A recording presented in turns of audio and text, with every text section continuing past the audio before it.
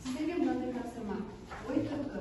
Бұл суреттер сізді қандай ойға жетелейді, не бейнеленген, сіздердің ойларыңызша тақырып не жайлы болмақ. Осы суретке берілген қарап, суретке қарап отырып, өздеріңіздің ойларыңызды айта қойсаңыздар. Тездетейік оқушылар. Әмір Темір кезіндегі мұсылман сәулет өнері. Мұсылман сәулет өнері. Жақсы, келесі тағы кім тағы өз ойын қосады? Тағы басқа. Бұл сәулет өнері, қандай сәулет кесенеміз? Айдана? Оңтүстік Қазақстанда, Түркістанда орналасқан Қожа Ахмет Яссауи кесенесі. Тағы да оқушылар, келесі топтан кім қоса қояды? Тағы қандай суреттеріміз бар, бейнеленіп тұрған? Нұрайна? Екінші суретте бейнеленген Қожа Ахмет Яссауи кесенесінде орналасқан алып қазан болып саналады. Алып қазан болып саналады. Жақсы, жарайды, отыра қойыңыз. Келесі жарайды оқушылар, мұнда біздің бұл суретімізден сонда бүгінгі біздің тақырыбымыз шығып отыр, иә? Тақырыбымыз сонда Қожа Ахмет Яссауидің кесенесіне тоқталады екенбіз. Келесі тапсырмаға қарай назар аударайық. Сонымен оқушылар, бүгінгі біздің сабағымызда біз нені анықтауымыз керек? Мәтіндегі негізгі ойды анықтаймыз, мәліметтер мен пікірлерді өңдейміз, көтерілген мәселеге баға береміз, және осы жерде грамматикалық талдауға көп назар бөлуіміз керек, сөйлемге қажетті тыныс белгілерді қоюымыз керек. Бұл жерде бірінші тапсырма мәтінді кім тездетіп оқи қойып? Айдана шығып оқи қойыңыз. Келесі неде тағы жалғастыралар тездетіп. Орталық Азияның ислам өнерінің тарихи дәуірені бірнеше кезеңге бөлінеді. Мұсылман архитектурасының маңызды бір кезеңі Әмір Темір дәуірі. Қазіргі заманда Әмір Темір дәуірінің сәулет өнерінің туындылары көп жерлерде сақталған. Әмір Темір негізін қалаған орасан зор мемлекеттер әртүрлі өнер салаларының қалыптасуы мен дамуына көп көңіл бөлгені белгілі. Әсіресе қазіргі Орта Азия, Ауғанстан және Иран аймақтарындағы сәулет өнерінде ерекше көңіл бөлінгені анық. Орта Азия сәулет өнері тарихында Әмір Темір дәуірі тұсында мұсылмандық сәулет өнері дамуының жаңа кезеңінің басталатынын айқындайтын маңызды да сапалы өзгерістер қалыптасты. Бұл кезең 14 ғасырдың соңы мен 15 ғасырды қамтиды. Қалалық сәулет өнері Әмір Темір дәуірінде гүлденгені туралы Кастилия мен Леон патшасының елшісі Клавихо былай деп жазады. Әмір Темір және оның ұрпақтары қалыптастырған дүние экономикалық өркендеуді ынталандырудың негізі болып табылады.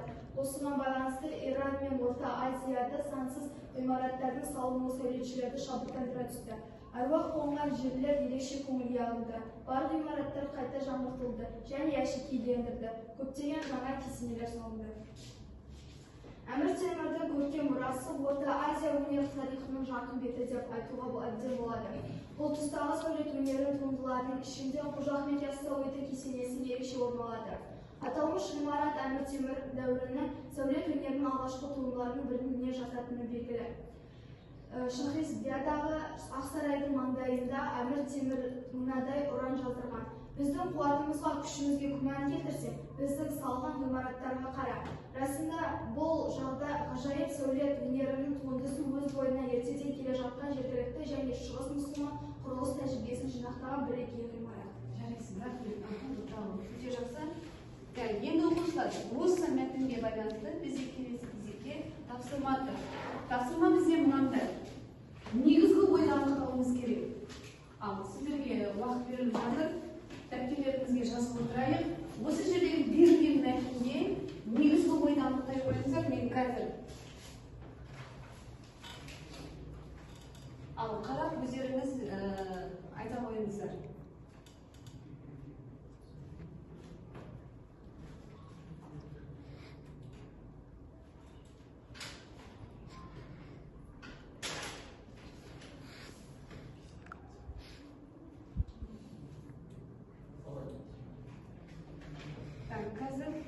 Негізгі ойға айта қойыңыз.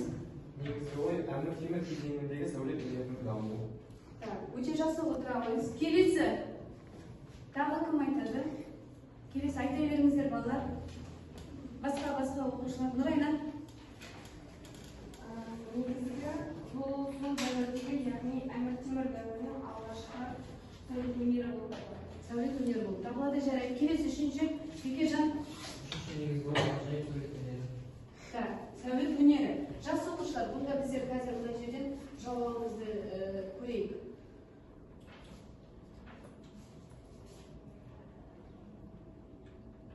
Я, Әмір Темір дәуірі тұсында мұсылмандық сәулет өнері дамуының жаңа кезеңі болып басталады екен. Жауаптарыңыз өте дұрыс. Және екінші Әмір Темір дәуірінің сәулет өнерінің алғашқы туындысы болып саналады. Және үшінші ғажайып сәулет өнері. Келесі оқушылар бізге тапсырма, яғни екінші тапсырма беріп отыр. Мәтіндегі берілген пікірге өз көзқарасыңыз тұрғысынан баға беріңіз. Яғни жаңағы оқылған мәтінде айтылған пікірге сіз қандай баға берер едіңіз? Бірінші сұрағымыз. Және екінші сұрақ, мәтіндегі ойға өз тарапыңыздан қандай түзету енгізер едіңіз? Егер түзету енгізу керек болып жатса, не істер едіңіз деген өздеріңіздің жаңағы баға беріп отыр, өз көзқарастарыңыз. Ал негізі мынау қосымша жаңағы үлгі ретінде беріп отыр, мысалы пікір. Иә? Ал қараңыздар, айтылған пікірге өзіңіздің бағаңыз және осы мәтінге қандай ой енгізер едіңіз? Ал өздеріңіздің нелеріңізді, пікірлеріңізді қоса бөлісіңіздер. Асықпаңыздар. Кішкене ойланып, жазып әкелеріңізге түсіріп ала қойыңыздар.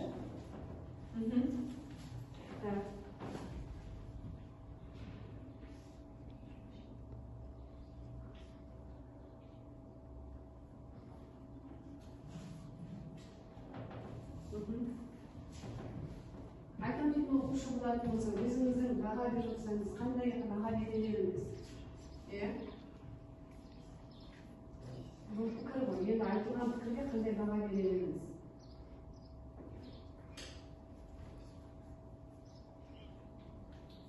Бір-екі сөйлемені жазуға болады. Иә.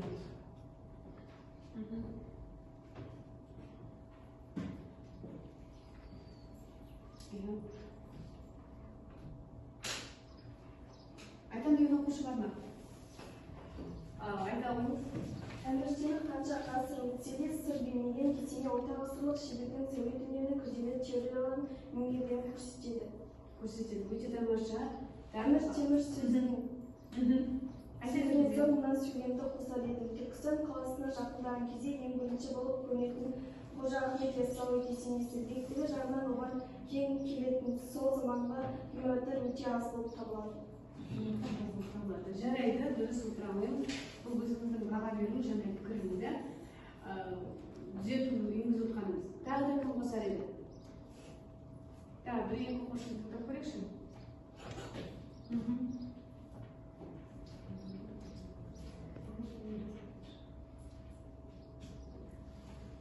Тағы басқа. Үшінші топ. Алтынбек бар ма айтатындарыңыз? Қазір жетектеп болар.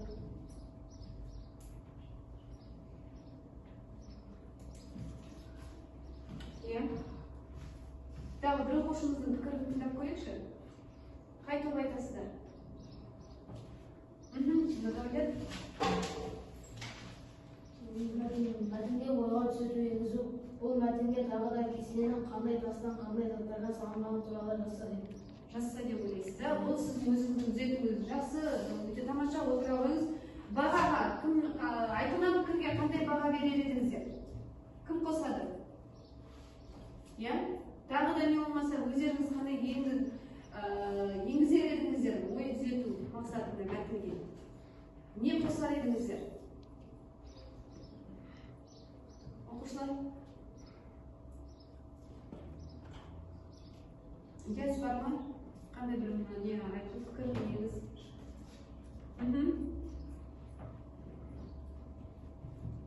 Бір сая, жатсая бар ма? Кім айтып? Айта қойыңыз.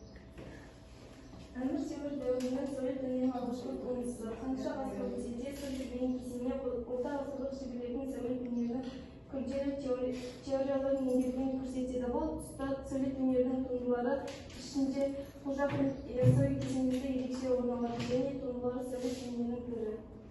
Бірі, бұл өзіңіздің пікірге беріп отырған бағаңыз ғой, да? Жақсы оқушылар, тағы да қосатыныңыз бар ма? Онда жауабыңызды көрейік. Сіздердің жауаптарыңызбен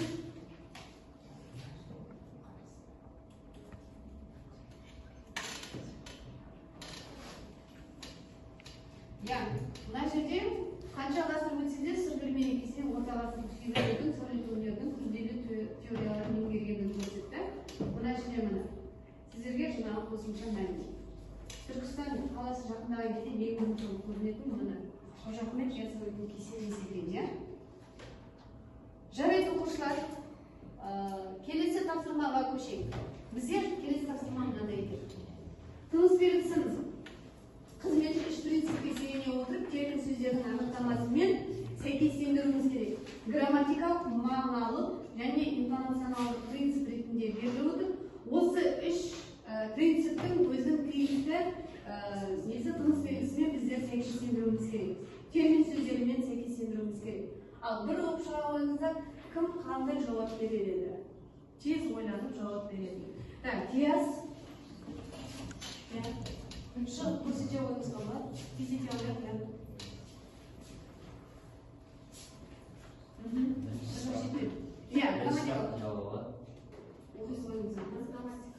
Грамматикалық принцип тыныс белгісінің сөйлемнің құрылымдық ерекшелігіне қарай құрылысына, түріне, жасау жолдарына қойылу. Өте жақсы, кәсіп тексереміз содан кейін жауапты. Так, келесі. Нұрайна.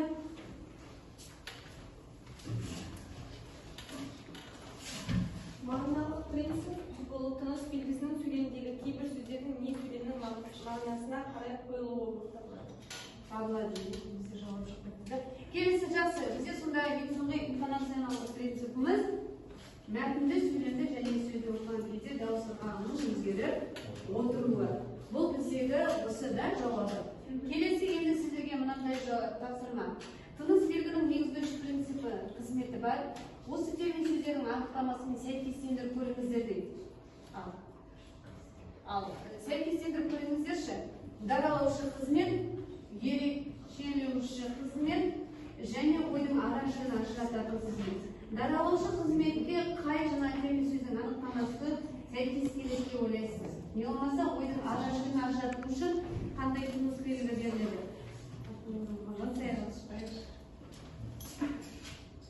Даралаушы қызмет сөйлем соңында қойылатын тыныс белгілері нүкте, сұрау белгісі, леп белгісі көрінуде. Көрсете қойыңызшы қайсысына. Бірінші жауап немесе екіншіне де сәйкестендірген. Жақсы отырыңыз. Келесі. Диас.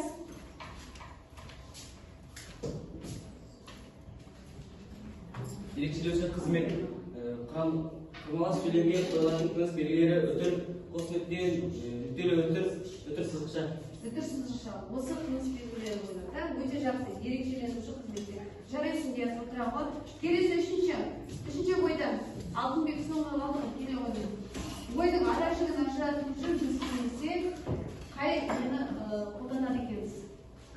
Ойдың ара-жігін ажырату қызметі бұл құрмалас сөйлемге қойылатын тыныс белгілері өтір, қос нүкте, өтір сызықша. Дұрыс, яғни және ондай сөйлемдерді біз қандай сөйлем деп айтуымыз мүмкін? Бізде құрмалас сөйлемдер нешеге бөлінеді? Және үшіншісі аралас құрмалас сөйлем. Сондықтан бұл үшінші ойдың ара-жігін ажыратушы құрмалас сөйлем және көбінесе саналас құрмалас сөйлем етеді екен. Оқушылар, онда біздің жауабымызды көрейік. Сіздердің айтқандарыңызбен дұрыс екен. Өте дұрыс. Көрдіңіздер ғой? Так, келесі бізде мынандай тапсырма беріліп отыр. Берілген сөйлемдердің қажетті тыныс белгілерін қойып көшіріп жазыңыздар дейді. Яғни тыныс белгілерін қоюларыңыз керек. Мына жерде және қандай тыныс белгі қойылды? Не үшін қойылып отыр тыныс белгі? Соны қарай қойыңыздар. Тек қана сосын барып және оның негізгі қызметі қандай? Осы бойынша тездетіп ондай қойыңыздар. Тек мына сөйлем тұр ғой. Соның жаңа біріншідегі жаза қойыңыздар. Тыныс белгісі қандай тыныс белгілері қажет? Және оның атқаратын қызметі қандай екен? Соны нете қойыңыздар.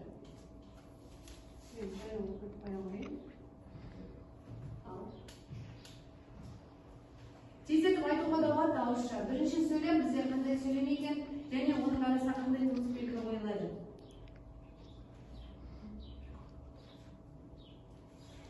Так, правильно? Бірінші сөйлемде қойылу керектігін белгі бұл бастауышта кейін сызықшаның қойылуы. Қойылу. Бұл қай жерге қойылады екен тыныс белгі? Қай жерге қою керек? Сөйлемді оқи қойсаңыз. 14-15 ғасырлар аралығында Әмір Темірдің бұйрығымен салынған Совет өнері Қожа Ахмет Яссауидің ежелгі кесенесі. Қожа Ахмет мұсылман дінінің көрнекті өкілі әрі уағыздаушысы ғұлама ақын. Қожа Ахмет сөзінен кейін қожа қойылды. Себебі бұл суреттер неден басталды? Бастауыштан. Бастауыш қызметін атқарды екен. Жақсы отыра қойыңыз. Келесі жауап береміз. Екінші мағыналық принцип ерекшелеуші қызмет қыстырма сөз. Қыстырма сөздер. Яғни бұл жердегі қыстырма сөзімізді таба аламыз ба? Хабар келді. Кесененің жарығы ерекше, ол тек сағанаға қабірге түсіп тұрғандықтан сәуленің сан құбылуы адамның әулиеге деген сенімнің артақ сөзіне себепші болып отырған сияқты. Жақсы отыра қойыңыз. Келесі. Айтамын. Үшінші сөйлемде грамматикалық принцип ойдың ара жиын ажырату қызметі салалас құбылас сөйлем болады. Салалас құбылас сөйлем болып саналады. Жақсы оқушылар, онда біздің жауабымызды жіберейік. Сіздің берген жауаптарыңызбен. Үлгере алмаған оқушылар дәптеріңізге түсіріп отырайық. Қараңыздар. Яғни бірінші информациялық принцип, себеп